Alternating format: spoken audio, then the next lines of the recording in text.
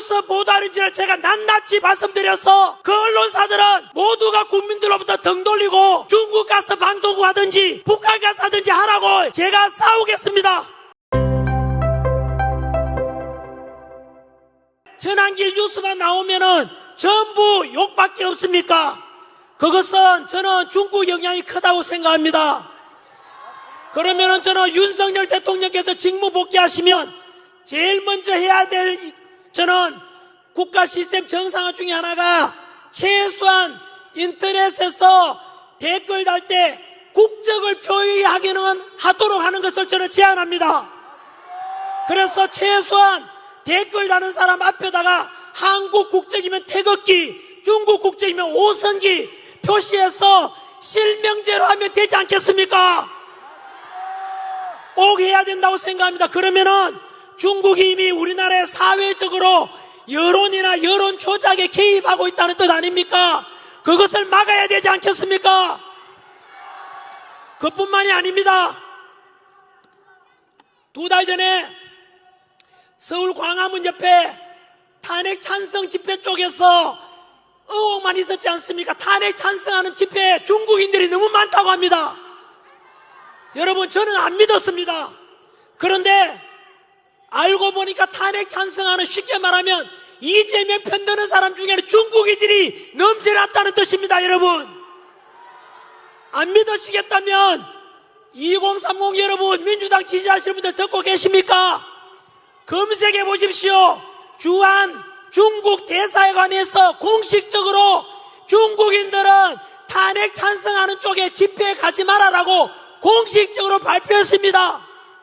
그 말은 중국인들이 얼마나 이재명 지지하고 민주당 지지하고 탄핵 찬성하는 집회에 많이 참석했다는 증거 아니겠습니까? 그렇다면 앞으로 탄핵 찬성하는 쪽에서는 중국 오성기 흔들고 북한 인공기 흔들어라! 우리 자유민주주의를 수호하고자 하는 보수 우파들은 태극기와 성조기를 흔듭시다. 여러분 스스로 선택하십시오. 여러분들은 중국 오성기와 그리고 친북적인 민주당이 좋아하는 북한 인공기와 중국 오성기를 들고 흔들지, 자랑스러운 태극기와 성조기를 흔들지, 여러분 스스로 선택하십시오. 전환길 민주당이 그렇게 북한하고 친하다는 거, 중국하고 친하다는 거 증거대봐라. 네, 공개된 것만 말씀드리겠습니다. 지금까지 여러분 기억나십니까?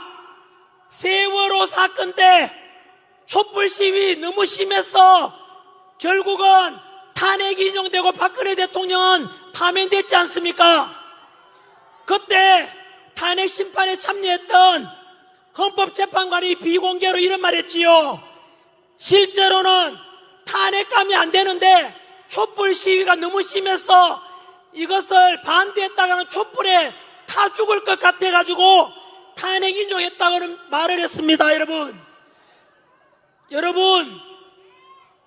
그 촛불 집회, 쉽게 말하면 세월호 사태 때, 그리고 이태원 참사 때, 그리고 광우병 파동 때, 그리고 후쿠시마 오염수 방류 때, 그럴 때 여러분 촛불 시위가 심했지 않습니까? 온 데 난리였습니다. 이태원 참사 때도, 세월호 참사 때도 그 가족들이나 유가족들은 너무 가슴이 아파서 빨리 상처를 잊고 싶은데 계속해서 떠들었지 않습니까? 그때 민주당이 그 촛불 시위를 주도했었지요. 그 민주당과 항상 같이 다니는 조직이 바로 민노총 아닙니까? 정교조 아닙니까? 민노총 간부가 작년에 간첩죄로 15년형을 선고받았지 않습니까? 그 민노총 간첩죄로 적용받을 때 조사해보니까 그 북한 지령문을 받고 있다는데, 그것을 얼마 전 우리 윤석열 대통령 측 변호인단 김계리 변호사가 공개했지 않습니까? 지금도 인터넷 가서 검색해 보시면 떠 있습니다. 그 간첩, 민노총 간첩, 알고 보니까 북한 지령문이 내려왔는데 바로 이태원 참사를 촛불 시위와 연결해서 윤석열 정부를 혼란에 빠뜨려라 라고 했는 것이 북한 지령문이었습니다. 여러분, 그렇다면 북한 지령문을 받아서 촛불 시위와 연계해서 이태원 참사를 통해 계속해서 혼란을 부추겨라 라고 했는 것이 북한 지령문이고, 그 북한 지령문을 받은 것이 민노총이고, 그 민노총을 따라간 것이 함께한 것이 민주당 아닙니까? 그러면 민주당은 답변하라. 과연 대한민국 정당인지 북한 공산당인지 답변하라. 이래도 민주당이 친북당이 아니라고 떳떳하게 말할 사람이 있습니까? 저는 없는 이야기는 절대 하지 않습니다. 근거를 가지고 말씀드립니다. 언제나. 하지만 언론에서는 역시 오늘 우리 집회도 이렇게 많은 사람이 꽉 찼지 않습니까? 한번 돌아보십시오. 여러분, 저 뒤 끝이 안 보입니다. 바로 이렇게 많은 곳이 지난주에도 그랬고 그 앞주에도 그렇고 탄핵 찬성하자, 이재명 불법이든 나발이든 대통령 만들자고 하는 그 탄핵 찬성 쪽의 집회 인원은 우리 자유민주주의를 수호하고자 하는 탄핵 반대하는 집회보다 집회 인원이 10분의 1도 안 되지 않습니까? 그런데 10분의 1도 안 되는 탄핵 찬성 쪽을 탄핵 반대하는 쪽이라고 보도한 뉴스가 어딘지 아십니까? 바로 JTBC였습니다. 중국한테 돈 받아먹고 가짜 신문, 가짜 뉴스 보도하는 JTBC, 며칠 전에 뉴스에 보니까 전환기를 보고 다시 또 거구라고 보도하대요. 전환길이 거구라는 증거가 어딨나? 그리고 광화문 집회든 우리 세이브 코리아 집회든 간에 폭력이 단 하나로 있습니까? 거구라는 것은 언제나 독일의 히틀러 나치즘처럼 전체주의고 그 폭력성을 동반하지만은 우리는 하나님을 사랑하고 부처님의 자비를 또 믿는 사람 많지 않습니까? 이런 종교의 자유가 있고 그 종교의 가르침, 부처님의 가르침이든 예수님의 가르침이든 다 자비를 베풀고 이웃을 사랑하라는 좋은 가르침을 믿고 있지 않습니까? 그런 속에 우리는 분열이 아니라 언제나 화합을 주장하고 평화를 주장하는데 우리가 거구 맞습니까? 그런데 왜 JTBC를 자꾸 거구라고 합니까? MBC도 전환기를 거구라고 보도하대요. 제가 분명히 말씀드렸죠. 지난주 집회 때 반드시 전환기한테 다시 거구라고 하거나 윤석열 대통령을 내란이라고 말하는 언론이 있으면 제가 공개한다 그랬죠. 그 언론이 바로 MBC, JTBC입니다.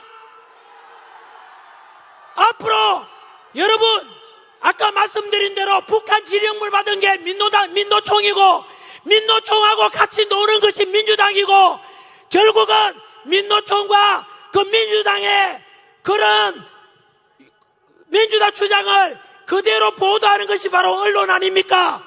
그 언론사가 MBC와 JTBC 아닙니까?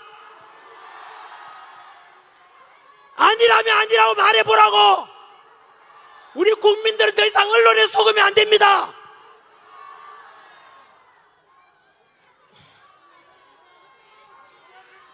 마무리 짓겠습니다.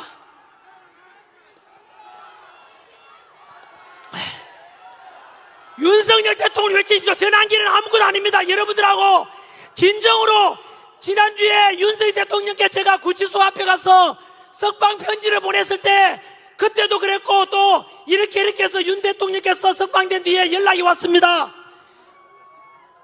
뭐라고 하시지 않습니까? 윤석열 대통령께서는 바로 여기 거리에 나와서 지난 겨울부터 차가운 이 아스팔트 위에서 윤석열 대통령 석방하라, 자유민주주의 수호하자라는 그 국민들 2030 세대들과 그리고 미래 세대들 덕분에 윤석열 대통령이 살아났다고 하면서 감사하다고 전해달라고 했습니다. 여러분, 바로 여러분들이 애국자고 여러분들이 새로운 역사를 만들어내고 있고 여러분들이 윤석열 대통령 살려내고 여러분들이 바로 자유민주주의 수호하시는 주인공입니다.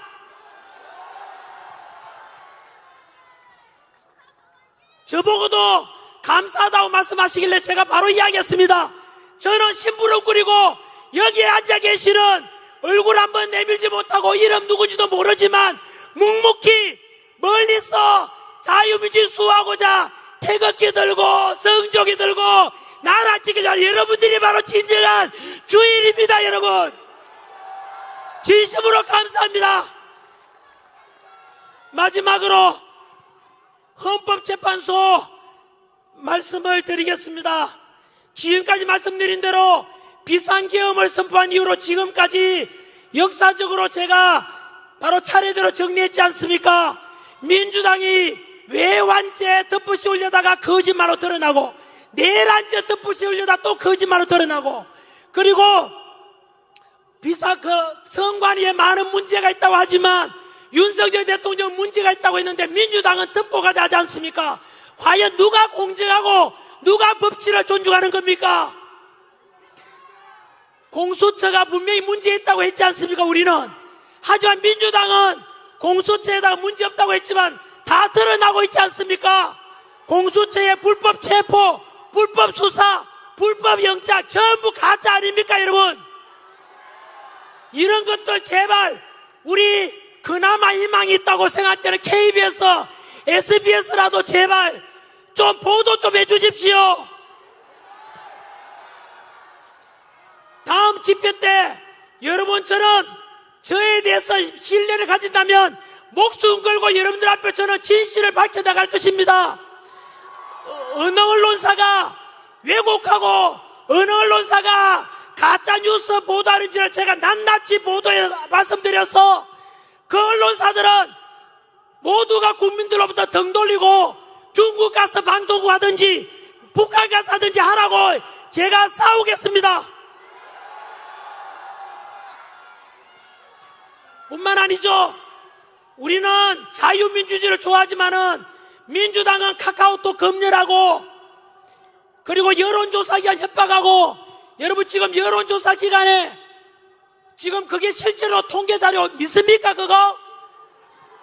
실제로는 윤석열 대통령에 대한 지지율은 50%대가 아니라 60, 70% 돼 있습니다 여러분. 그런데 TV만 틀면 윤석열의 목소리가 안 나오고 이재명 지지율 올라갔다 이재명 지지율 올라갔다 그것만 보도하지 않습니까? 그러니까 국민들이 언론에 속고 있고 여론조사 그것도 전부 다 가짜일 가능성이 큽니다. 제 친구 서정욱 변호사의 말에 의하면 나름대로 유명한 한국갤럽 리얼미터 그쪽도 역시 좌파라고 해가지고 이재명이 2달 전에 기억나십니까? 여론조사 기관에서 나오는데 자꾸 이재명 지지율이 떨어져. 민주당 지지율이 떨어지니까 여론조사 기관에다 협박했는 거 알고 계십니까? 그래서 여론조사 기관의 대표가 말했습니다. 우리는 사기업으로서 힘 있는 사람이 저렇게 협박하면은 앞으로 영업하기 힘들어서 너무나 두렵다라고 말했습니다 여러분. 2030 세대 여러분 그리고 스스로 민주당을 지지한다는 사람에게 묻겠습니다. 국민들을 대상으로 카카오톡 검열하고 여론조사기관 협박하고 그리고 민주당 조금만 비판하면 그런 유튜브에서만 문 닫으라 그러고 여러분 고발하고 전환기도 2번 고발당했지 않습니까? 과연 2030 세대 중에 민주당 지지하신 분들 그리고 민주화를 좋아했던 분들께 답변해 보십시오. 과연 이런 카카오톡 검열하고 협박하고 표현의 자유를 말살하는 민주당의 모습이 과연 여러분들의 지지하는 당 맞습니까? 지금까지 제가 말씀드린 중에 거짓말이 어디 있습니까? 오직 저는 성경을 가지고 있습니다. 하나님을 믿고 사랑하며 진실만을 제가 말씀드리겠다고 언제나 꿈이라도 거짓말하지 말자. 이게 제 살아온 신조입니다. 제가 거짓말해서 얻을 게 뭐 있습니까? 저는 사랑하는 제가 가르쳤던 제자들 2030 세대들에게 또 자라나는 10대들에게 올바른 역사 가르치고 진실을 알려줘야 되겠다. 그래서 언론에서 나오는 것은 가공되고 여론조사기가 나오는 건 협박에서 나온 거니까 저는 진실을 알려주겠다는 게 제 신념 아닙니까? 진짜 끝으로 마이크 끄겠다고 하니까 약간 민주당 모습이 보입니다. 아닙니다. 그거는 죄송합니다. 뒤에 제가 약속을 어긴 겁니다. 왜냐하면 언론사 인터뷰도 있고 제가 서울 올라가는 또 기차도 타야 되고 오늘 또 헌법재판소 앞에 아침에도 다녀왔거든요. 아침에 가서도 밤새워서 단시간은 탄핵 반대하는 분들 응원 갖고 오늘 저녁에도 또 다시 서울 가서 헌법재판소 앞에 가서 또 그분들 응원하러 가야 됩니다. 딱 3분만 봐주십시오. 3분만. 첫 번째, 헌법재판소는 지금 어떤 결정 내느냐에 따라서 나라가 망하고 국론이 국민 두 조각 나고 그리고 진짜 헌법재판소는 가루가 되어 사라질 수 있는데 그러면 어떻게 되느냐? 여러분 아까 말씀드린 민주당은 거짓을 향해서 왔죠. 왜 그런지 아십니까? 민주당 안에서도 알고 있어요. 왜 그러면 민주당 거짓말 해야 되는지 아시죠? 오직 목표가 이재명 대통령 만들려고 하기 때문에 거짓을 하고 있는 거예요. 민주당 안에 더불어민주당에 민주는 없고 더불어 협박당, 더불어 독재당이에요. 지금 더불어 불법당 아닙니까?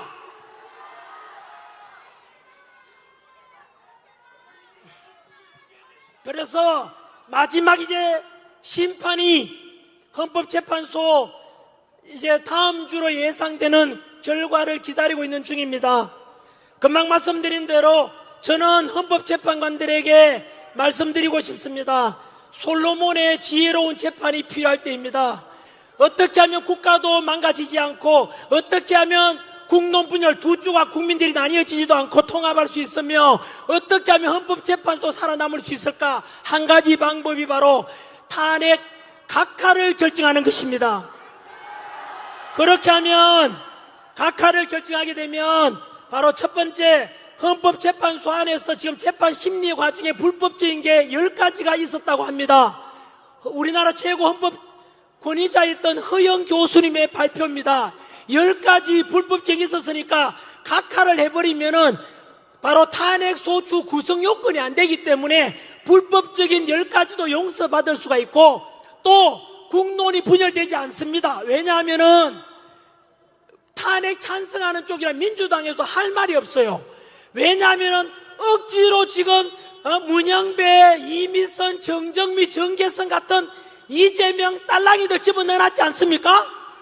그런데도 불구하고 각하 결정이 나올 때면 오죽 조건이 안 됐으면 그랬겠냐 해서 탄핵 찬성하는 사람도 사실은 할 말이 없어져요. 그래서 결국은 국론도 다시 통합할 수 있고 헌법재판관들 그 불의한 재판관들도 그나마 용서받을 수 있는 방법이 바로 각하 결정입니다. 그렇게만 되면은 윤석열 대통령께서 이미 석방됐지 않습니까? 직무 복귀하셔가지고 올바른 법에 따라서 또 공정하게 새로운 2.0 우리 이재명을 감옥 갈 가능성이 크죠? 바로 2.0 우리 윤석열 정부가 만들어질 거라고 믿고 있습니다. 그래서 우리 오늘 이제 헌법재판소의 심판 앞두고 오늘이 마지막 이제 이런 집회 같은 느낌이 들어서 제가 지금까지 100일 동안 있었던 일에 대해서 한번 정리를 해드렸습니다. 더 보시다시피 여러분 누가 거짓이고 누가 진실인지 아시겠죠? 언론보다는 전한길이 진실일 것이고 민주당보다는 윤석열 대통령이 진실일 것이고 탄핵 찬성하는 쪽보다는 반대하는 쪽이 진실일 것입니다. 한 번 더 혹시나 우리 탄핵 반대 전한길 집회를 어떻게 생각하는지 그동안 의심했던 분들 들으셨습니까? 저희들은 탄핵 반대하는 일이 많이 모여서 주장하는 내용이 폭력이나 분열이 아닙니다. 통합과 화합을 원하고 있고 평화를 원하고 있습니다. 그리고 친중적이 되어서 제2의 홍콩이 되는 걸 막고 더욱더 자유민주주의가 확고해지고 그래서 우리 2030 세대들 미래 세대들 우리 아들, 딸, 손자, 손녀들이 살아갈 이 대한민국은 바로 자유가 넘치고 자유가 가득하고 마음껏 자유함을 누릴 수 있는 그런 대한민국을 물려주고 싶어서 이렇게 주장하고 있지 않습니까?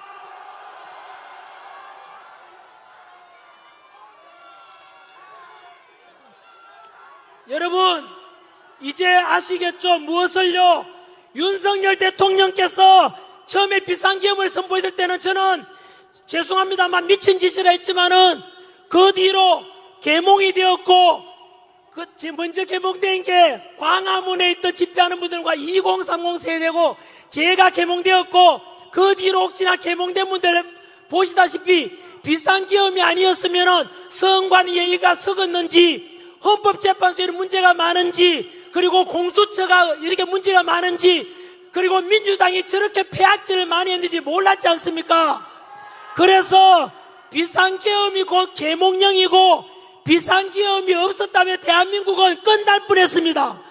그래서 비상계엄이 대한민국을 다시 살려준, 정말로 신이 준 기회라고 저는 생각합니다.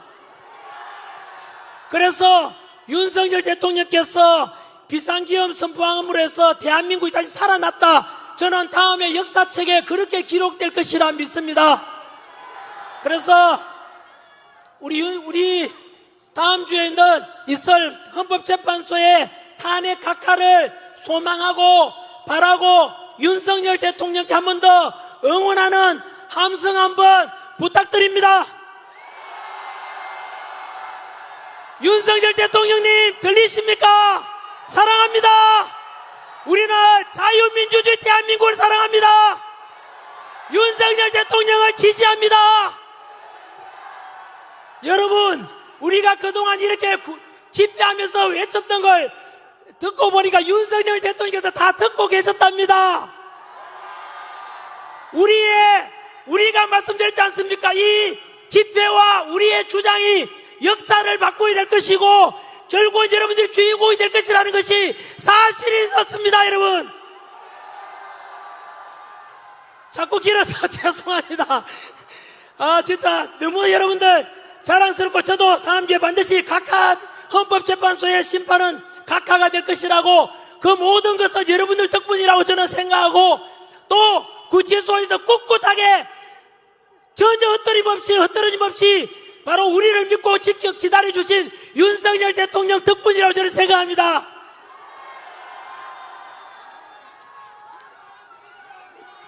만세 한번 외치고 싶습니다. 윤석열 대통령님 만세! 자유민주주의 만세! 대한민국 만세! 감사합니다.